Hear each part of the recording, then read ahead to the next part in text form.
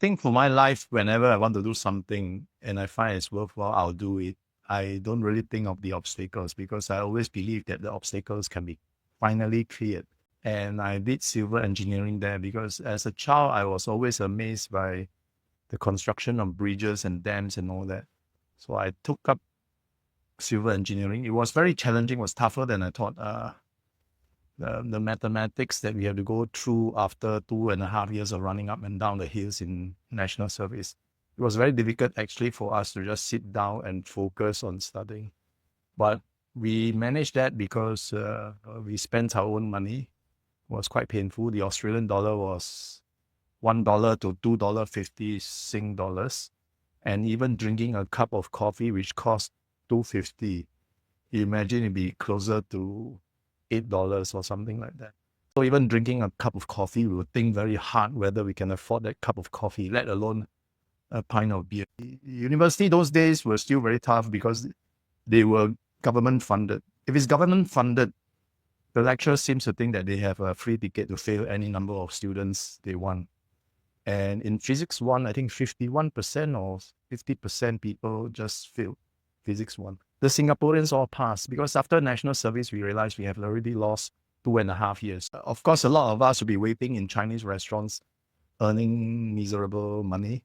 And I was lucky, I saw on the university notice board that software house was looking for programmers. And that's how I started. I became a programmer. After graduation, I didn't become a civil engineer, to my own surprise, because in Australia, to be a civil engineer, you have to be on site first. Your first job has to be on site. And that means supervising Australian tradesmen, which at that moment, I don't think I was confident enough to supervise them. They are okay people, but they are not structured like the Asian hierarchical model. They will not respect you just because you have a position of engineer or foreman. They will respect you as a person. So to do that, you really have to understand the way they think, their culture, their habits, and so on. And I was not confident on doing that. But then as a programmer, it's an escapist. It's machine and man. And I was very good at it. My productivity was probably 2 to 3 times that of my colleagues. And that went on very well. And one day I was seeing those industry newsletter, and I saw that in London, they paid even more, a lot more. And I, as usual, then I decided, okay, I'm going London. When I reached the airport, I realized, oh shit, I didn't have somewhere to stay. I don't know anybody. I don't have a job. I have limited money. I have £1,000 of cash in my pocket. Well, cash is a check. £1,000 and a couple of loose cash in my wallet. And that was it. And I was giving myself maybe 2 months to drag. £1,000 for 2 months was quite tough. And I gave myself that amount of time. And it was hard. And again, eating instant noodles and bread and butter, basically just plain bread, eating in a tiny bed and breakfast room in King's Cross, which was very notorious. Cheap, dirty, you get streetwise very fast living in areas like this. And from there, I managed to get a job in Bath in West Country. And I think once you get that started, then the rest is easier. And one thing after another, after Bath, I went to Lancaster, then I went over to the continental Europe, Brussels, Holland, Luxembourg, Germany. So before I knew it, I was even going to Hong Kong, South Africa, and all over the world. So to date, I have been working in, I think, 19 countries, 4 continents for 20 over years, eventually specializing in cybersecurity. Because I have this combination, now I teach in the University of Newcastle, New Australia, actually strangely. Go on, B-roll. But the irony is that, of course, it's Singapore campus, and the students are 80% from China. So within this span of time, the world has changed so much. Yeah, I cannot be practicing the style of the professor that used to teach me, right? Those days, they'll really push us hard. And today, I believe that it is a different set of students, and we are always reminded to treat them as customers. Because I wanted to travel, and I don't want to travel in an empty pocket. So that it did me well. And then it eventually becomes addictive, because being a freelance in developed countries, Europe and all that, it also means that you are an expert. And it is quite a lot of adrenaline going into a company, a project, and then solving issues, and then after that moving to the next place over a span of, say, 3 months to 2 years. So it became addictive that you are always invited in as an expert of sorts, right? It was ego speaking, really. And that went on. But when I came back to Singapore, eventually, after starting 2 companies, actually, one is a consulting company and the other one is a waste to energy systems. But after I sold the second company, then I really wanted a permanent job, but I never got around to get a permanent job. The journey of 20 over years is easy to talk, but if you actually do it, it's really, really tired. I mean, there are times when I drive 5 hours from Germany to Brussels, where I have a house, over the weekend. Like I finish the work at 4 p.m. Friday, then I'll be driving back from Stuttgart to Brussels. And that's 5-hour journey of traffic jam, snow sometimes, roadworks. It's rather tiring, yeah. So long term, I think people will still like certain stability. It's a boat out of the blue. I got a message from online. I think that director found my photograph on Facebook and somehow felt that she said it was her gut feeling that I could deliver the role and asked whether I was interested in the role. And out of curiosity, I said yes. And when I started, she was very generous with her compliments that I'm good and I should take up acting seriously. And not knowing any better, I believe her. At that time, if she had said that, your acting sucks, please give up, I wouldn't have mind, right? I mean, it's neither here nor there for me. So I believe her and it went on. And therein lies the importance of telling an honest positive to a person. See how far this honest positive has taken me, right? Now I have over 400 productions. I stopped counting. Over 400 productions in the last 15 years. I won several awards and I have numerous videos and short films gone viral to the orders of 3 million to 30 million views. Yeah. So this is totally not planned. It's not like I'm a master planner. I knew this is going to happen.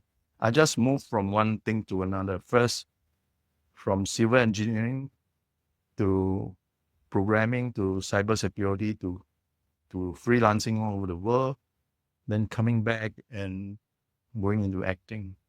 And then eventually, I thought that maybe I should get into producing my own content, and I did. And that I have also won some awards behind the camera now. Yeah, it was a good adventure because telling stories is primarily what I want to do. There are times when something crossed the mind and there's a spark. There's a spark that happens and whenever, now I get to recognize this spark very well. Whenever something comes through my head or presented before me, and there's a sudden spark, very spontaneous spark, that is something definitely I have to catch.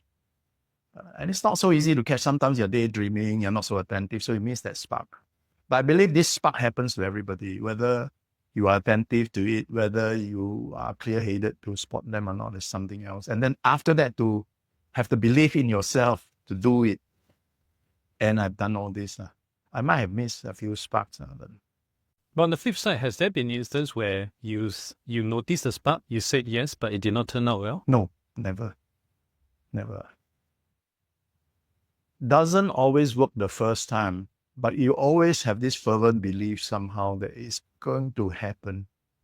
So it didn't happen. Then say, no, actually it's still good because this. And you go that direction and it got better and better. My first film wasn't good. I mean, I was raw. I was not used to the camera and that wasn't good. And by the fifth film, Hentak Kaki, which is the story of a disgruntled sergeant major, a warrant officer. And that audition, somehow after the audition, I was totally energized. Every cell of my body is energized. This is it. Why? I don't know, but I definitely knew that it was it. And then during the production of Hentak Kaki, it's a student production, it's slow. And we were using the XCID headquarters in Pearls Hill. It was already a disused building. and they have to sweep clear the dust, and it was no aircon. I was wearing the full army garb. It was so uncomfortable, and you're slow, and to me, it was a bit silly doing some of the things they did. I never knew that it will be such a successful short story. I mean, it went viral. You ask any NS man now here in Singapore, they probably know about it. It won several awards. Yeah. There was the one that also captured my attention online Yeah. when I was doing research about you. That's in fact the first one that popped up. And even the delivery, my delivery, definitely, I didn't think that I delivered well during that time. Well, first of all, I didn't have a lot of track record to refer back and see, compare. And secondly, I thought, yeah, I did my part, but that's it. I didn't know that it will be so successful. Then when the whole film was put together, I watched it. I myself was captivated by the performance. So that was a surprise to me. I didn't know I could deliver that kind of work. Yeah. So trusting the spark in the beginning gives the whole thing.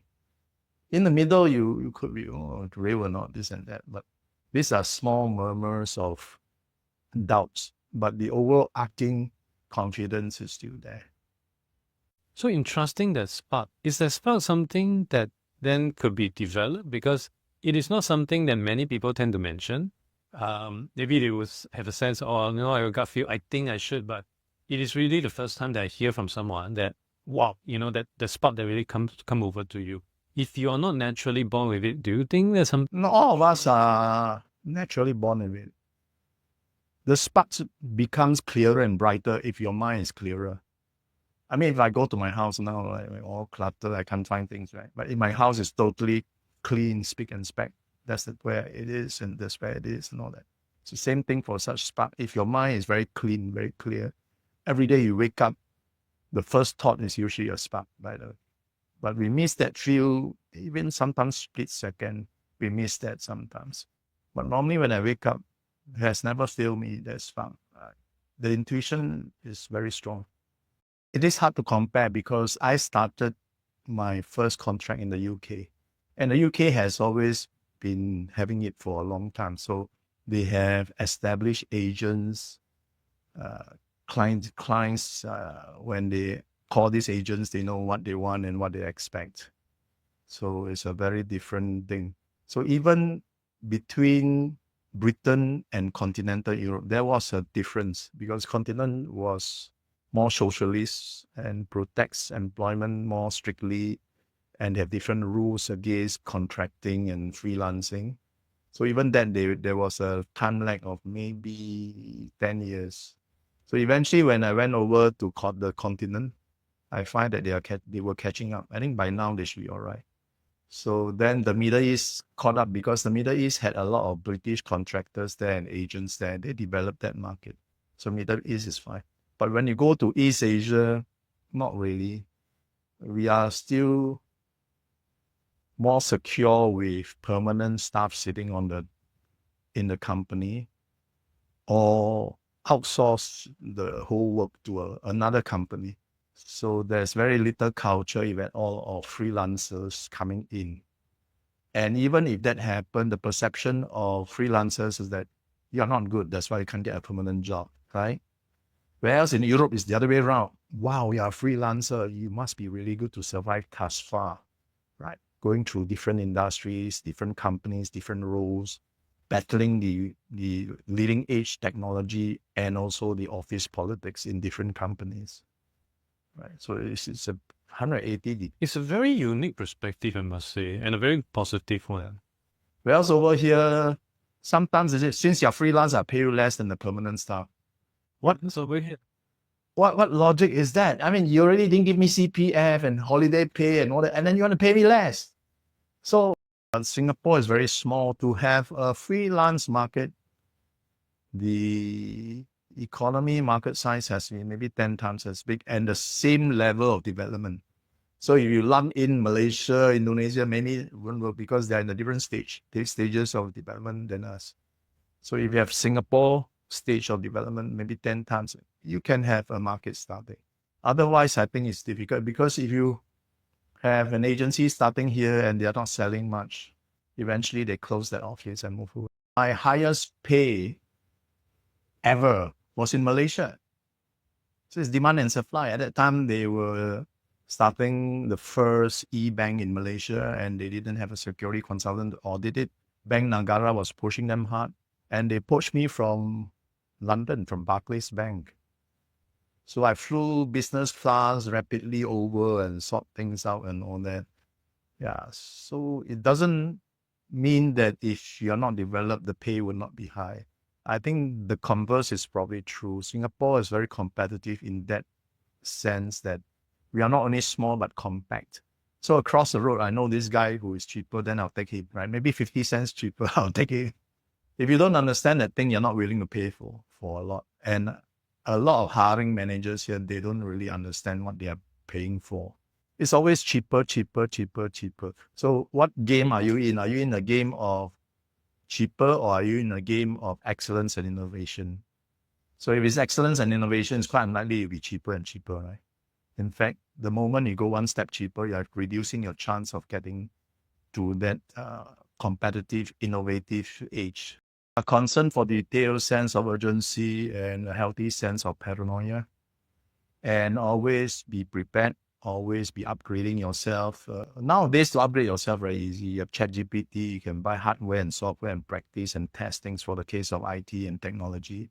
Those days it was harder. I spent $4,000 back long ago to buy a 386 or 486 that can barely do anything. And that's how I got to learn C++ and became an expert very quickly, because I practiced it at home and somebody else didn't practice at home.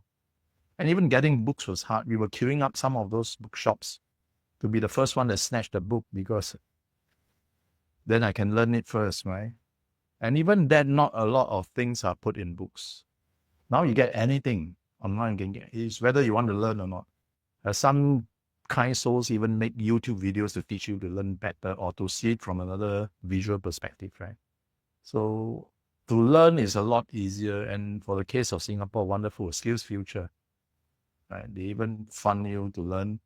In some courses, they even pay you and fund you to learn. Opportunity is outside Singapore. In Singapore, they go for cheap, young, and willing. And so far, our immigration policy has been very liberal in bringing the cheap, young, and willing. When they get old, they suffer the same thing. They're no longer cheap, young, and willing, right? Or maybe still cheap-ish, but definitely not young and willing because they have families and so on. So that wouldn't work. It's not a system that's sustainable. The government ought to think over it seriously. If you are not so daring, look at ASEAN. There are also the Central Asian countries. I think they are quite lacking in skills, but the market is also small. But that said, their countries are so big and things are probably so cheap as well. So it's a different lifestyle. Actually, lifestyle is quite attractive. I went to Kazakhstan and all those places before. They are very nice.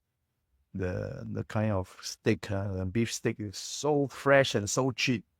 So you have to look at it from those perspectives and not compare to Saudi Arabia pays me more. Right? I mean, over there, maybe 1,000 Sing, you maybe get a 3-room condo or something, right? So lifestyle perspective is also important. Yeah, it depends on what that freelancer wants to do. If it's only money, then I don't know, become an insurance agent or real estate agent, right? So if it's not money a little bit, it helps. But I want to do what I love because I'm the creator type. I like writing programs. I like creating technology products. Or I just want to have fun. I know a lot of people for a long time, so the trust is there. And by word of mouth, they reach me. Personally, Agents play a big part. Okay, that said, you need to know how to handle your agents.